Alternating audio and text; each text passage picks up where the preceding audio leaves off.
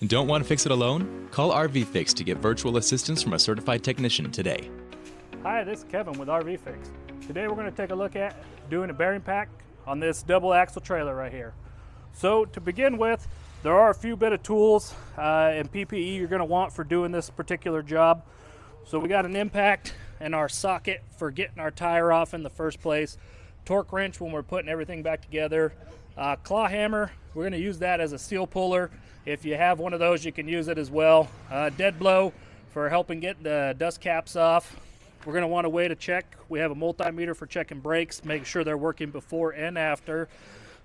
Nice pair of needle nose, and then just an extension for when we're putting stuff on there. For getting the castle nut to the proper torque when we're putting it back on, we have an 1.5 inch socket for that. Then, like I said, for PPE, you're going to want some gloves. We have some rags and paper towels for just helping while we're cleaning everything up, getting the old grease off. And of course, you're going to want a bearing packer. This one's just a hand packer, but we'll show you how we get that all done. To begin with, like I said, we're going to want to test our brakes before and after. We're just going to want to make sure they're working. You're also going to want to make sure you got a pair of safety glasses as well. Just keep everything out of your eyes. All right, so before we begin, we're going to throw this clamp meter onto our amps. We're going to want to go our DC amperage, and then we're just going to, there's a couple ways we can test it. We can go off of our breakaway right here. We just got to find our wires coming out of our breakaway. There's two. Doesn't matter which one you clamp onto. We're going to clamp onto there and then pull that breakaway cable. And you can see right there we're reading 17 amps, 16. So definitely brakes are working. Another way you can check that as well, if you didn't want to pull that breakaway, you can use a jumper wire as well with this amp clamp. We're going to stick it in between our charge line and our brake signal right there. Then we can also amp clamp that, and we're going to get our reading coming off of right there as well. All right, once we know the brakes are working, we got no issue, we're going to go ahead and get right into it. Getting ready to begin, you're going to want to make sure we got a floor jack. Right now, the floor jack we're using, it's a little bit lower profile, so I'm jacking it up just one tire at a time. I'm going from the back of the axle, or from your axle right there. Doing it this way, you want to make sure you are as close to the backing plate or the back of the tire as you can get. You don't want to be trying to lift the trailer with the weight on that axle anywhere towards that middle. You won't want to bend your axle, anything like that. You're going to want to make sure you got some jack stands for safety. Lock in there in case our jack comes down. That jack stand's going to hold that trailer that high while we have the tire off. And then wheels chalked on the other side as well. Just keep this thing from being able to go anywhere on you.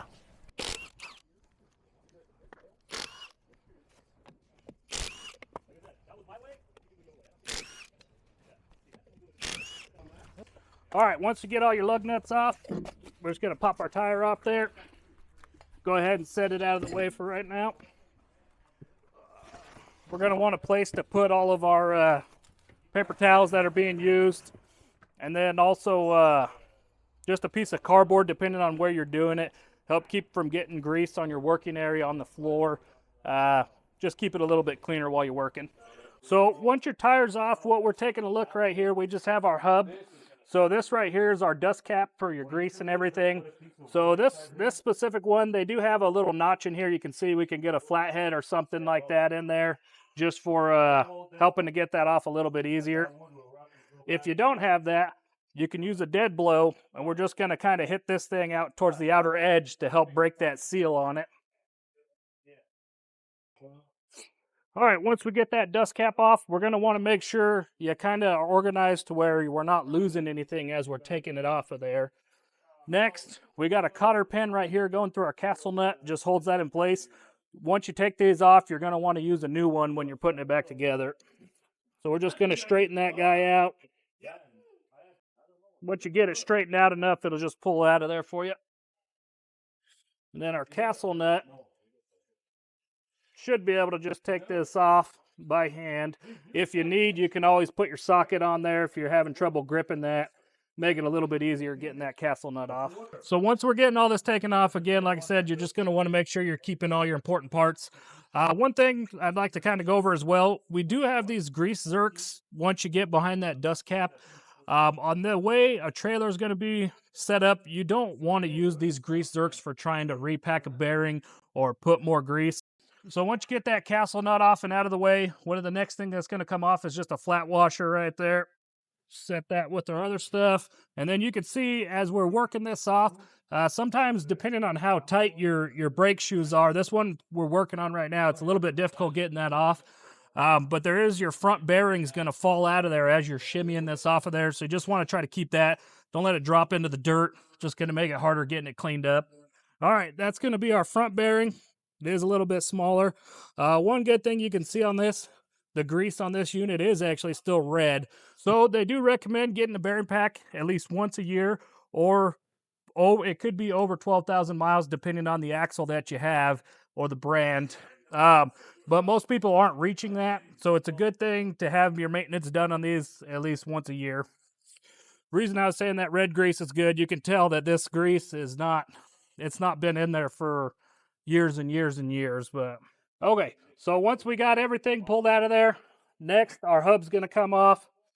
So you might run into some resistance getting it off of here. Just a lot of times you got to shimmy it, just kind of work with it, it'll come off there for you. Once we get into here, our other bearing is back behind this seal right in here. So that's what I was kind of talking about. If you're just pumping grease into that zerk right there, a lot of times you can end up blowing it out through that seal. You're going to end up with grease all over your magnet, on your backing plates, and then you're going to need new backing plates at that point. So getting this other one out of there, let's say we're just going to use the claw hammer. If you have a seal puller, it'll do the same thing. We're just going to get it underneath that seal right there.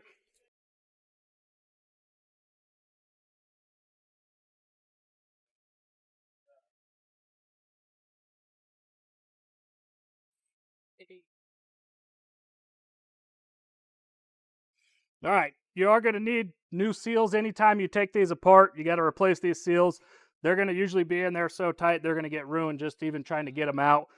Even if you were to get it out, though, it's just recommended to replace them anytime you pull them off. If there's any pieces that come out of the back of the seal, there is a little spring in there. Just make sure you get that all cleared out when you're pulling this stuff off. That's going to be our back bearing. That's going to be a little bit bigger one. So when you're putting it back together, the bigger one's going to go in there first. We're just going to go on and get everything cleaned up and prepped for when we repack it, getting it all put back in there. So once we're getting it all cleaned up, though, like I said, we're going to spray it off with some brake cleaner as well. But we're going to inspect our magnet for any uneven wear. If we're getting really bad uneven wear, you're going to want to definitely inspect the inside of your hub right here as well. Just making sure they're not grooved. If you're getting uneven wear on here, if these are broken, cracked, uneven wear, we're looking at replacing some pieces. But we'll get them all cleaned up, and then we'll take a look, see what we got. So we got the bearing down in there in the bearing packer. We're doing the big one first. Like I said, this is just marine RV grade grease that we're putting in here. We got everything cleaned off, so we're going to get some new grease through our bearing. Just want to give it a nice good push through there. We get it squeezed up out of there. So you can see we want to see that we have just all the red grease coming through left on there. Just nice, good, clean grease. If your gloves are really dirty, you can always swap a pair out. Just make sure you're just trying not to mix everything up. So one thing I like to do as well, take a little bit of this red grease, and I like to put just a little bit in here. Like I said, you don't need this thing to be filled with grease or anything like that. We're just making sure everything's got a nice good coating on there. Throw your bearing back in, and then we're going to put our new seal on there. All right, new seal. So we're just trying to get that seal back in there nice and flush. Just so if you know, if you're doing that, especially if this is your first time doing it, a lot of times when you get that seal in there, when you're trying to hit one side, you don't want to just go ham on that. A lot of times it'll kind of pop it all around. So just nice, even pressure going all around it till we get it back in there nice and flush with that. All right, and then like I said, once this is all clean, we just take a look at both shoes on there. We take a look at that magnet, make sure everything's looking good. We get our hub back up on there. Then we're going to repack our small front bearing. So when you're taking these, just where they're convex like that, we're doing the smaller side down in there. Clean off a little bit of that other grease from the other bearing. Then we're just going to do the same thing, just nice good amount of weight.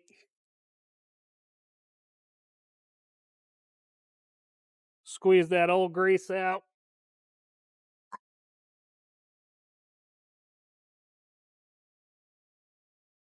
All right. Then we're just going to take our front bearing, and it's just going to go right back on here how we took it off. So smaller cone side, that's what's going inwards. Should just slip back in there for you. Then we're just going to reassemble the exact same way we had taken it off. So we're going to get our flat washer next, slip that guy on there, and then we're going to get our castle nut, put that back on. We're going to get our torque wrench set to 50 foot-pounds. These are Lippert backing plates, Lippert axle. That's what they recommend on their torque for that castle nut. Okay, so we got our torque wrench all set. Okay, so like I said, once we had that torque down, we're going to go ahead and we're going to back it off to where we get it loose, and then we're just going to go finger tight to where we can line up our hole for our cotter pin right there. I'm going to get that guy down through there. If you can't get that to line up where you're finger tight on there, if you're going to have to readjust, you're going to want to loosen it. We're not going to try to tighten that to get it to line up. So once we're getting it through there, little tap up.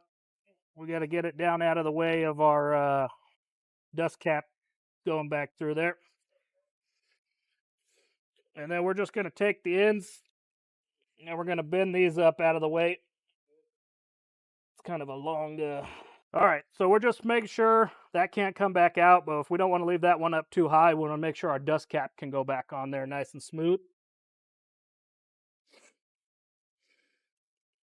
And then we just got to get our dust cap. We're going to take our dub blow, and we're going to go ahead and give this a few taps. Get that back on there nice and tight. Now, once you have the whole thing back together, what you want to be able to do, you want to still be able to spin this, but there should be some friction while it's spinning. We can go ahead and still adjust the brakes further if we needed, but just getting it thrown back together, that's what you want to be looking for, especially if you had to put new backing plates on there. One thing that with that as well, if we got done packing this side, we didn't need backing plates. If we were to go do that opposite tire and it needs a backing plate, then we would have to come back and replace this side as well. You want to do them in sets. From side to side. Preferably if you're changing them, change them all. But if you really can't do that, you want to do them in pairs at least. All right, so now that that's all thrown back together, we're going to get our tire back on there and get that torqued down. Get our tire back up on there. So we're going to put all of our lug nuts on by hand. You don't want to get these cross-threaded, or if you have one that came off or was previously cross-threaded, you will definitely know trying to get them back on there. Okay, once you got all those guys back on there, we're going to use the impact just to suck them down while this tire's still up in the air real quick. Then we'll set it back down and we'll get these guys torqued. So yeah, like I said, while the tire's still in the air, we're using the impact just to snug them up is what we're going to do. You do want to do your star pattern when you're getting them snugged up, and then when we torque them as well. So we're just going to start with our top one, and we're going to go to our bottom one,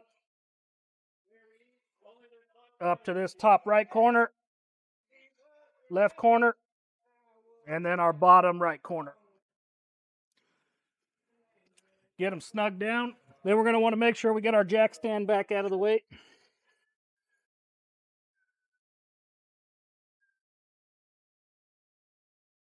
Drop it down. Nice and slow. You don't want to just slam it back down. Then we're going to get our torque wrench set up to torque these down. We're going to do 120 foot-pounds on this guy today. So we got it set to 120. So when you're torquing them, we're going to do the star pattern on that as well. So we got that one. Like I said, we're just going to follow our star pattern. All right, so that's one tire down.